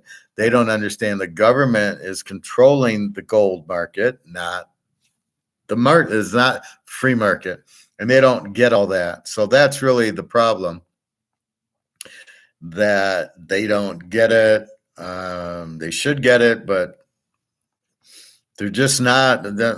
You've got to understand Austrian economics to understand the free market, to understand Adam Smith and Say's law and all these others. You've got to understand it's us creating the market. Get out of the way, invisible hand. Just let me sell this card, and what is it on eBay? And if I get 10 grand for it, that's the market. I don't need government interfering. Just the invisible hand, me selling this card, getting what the market will bear. If I don't like it, if it's only $100, I might say, fuck it. I'm not going to take it. I might get it graded to get more value out of it. Oh, it's a PSA 10, like the Montana rookie card. You get 100 grand with the Montana rookie card if it's PSA 10. If it's not, you don't get the amount. So it behooves you to get it graded, get the PSA 10, and then you're going to get 100 grand for it roughly. And that's really the free market. That's decided by it's really decided by the buyer. The buyer's willing to pay 100 grand. That's the value of the card. But you're not letting the buyer dictate this. Oh, it's cost me $20.75 today. That's a joke. This is worth well more than $20.75. That's the beauty of it. That's the understanding. It's not worth $20.75. It's worth a hell of a lot more. And that's what's going on. And that's what we understand. That's the difference between an economist, Austrian economist, free market economist, and a stockbroker, and Andy Scheckman, who sells salesman. Rickert's an attorney, and this rude guy is a credit analyst. This is why you can't listen to them. They don't know what they're talking about. They don't understand it. You have to be an economist, but an Austrian economist to understand what's going on. That's why I teach you Austrian economy. That's why I out the market. And if you understand that, then you go, oh yeah, this is worth much. The demand makes it worth. So the demand for this is way up here. All the central banks are buying it. Forget the price. This is not the demand. The demand is 50,000. The price is 2,000. Well, wait, the demand's not down here. The demand's super high. Anytime anything is strongly demanded, the price has to follow. Our buddy, Mickey Mantle. If I get a 10 on it, which looks pretty fucking 10 to me, pretty fucking centered, and it's sharp corners, and it's the Mick, and there's no stains. Looks like a really good card. It looks very centered on the back, making the front. Maybe a little top to bottom on the back, but I think they look more at the picture in the front, which looks dead on. If you get that, then it's worth a hell of a lot more. And so I get it graded, but let the market determine the price of it. And I probably paid $150 for that. I didn't pay much for any of them. I wasn't going to pay. I think the most I paid was the Eisenman 101 for $175. I just never paid a lot. Most of these cards I was able to get $50, $60 early 90s, mid 90s. The Mantle, maybe I paid 200 for it. That's it. But we looked for Mantle and Maize in Montana, but we looked for mint condition. This is a mint condition, very sharp corners, very nice card, very good picture, and more importantly, it's Mickey.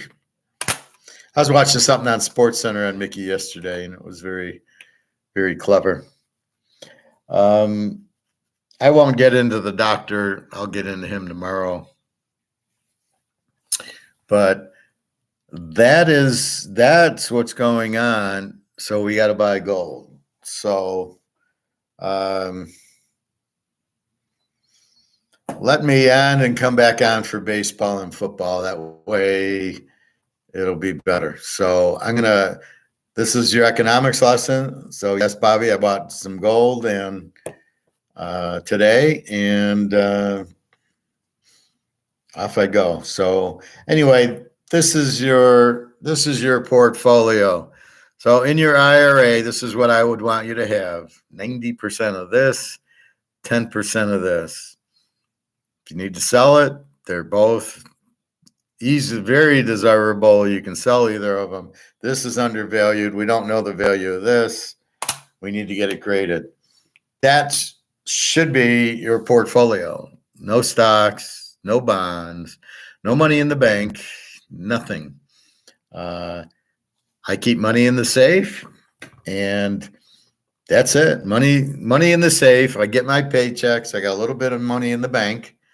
I pay my bills, so it's money comes in from the paycheck. And I've already bought all these in the 90s, so I'm already done with that part of my investing. But that's the point. So you've invested in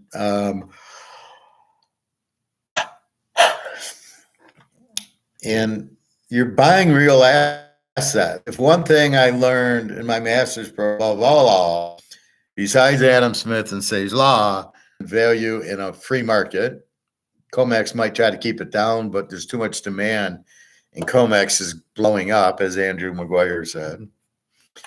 This is a real asset. And again, it's got to be things you hold. It can't be things that you don't hold.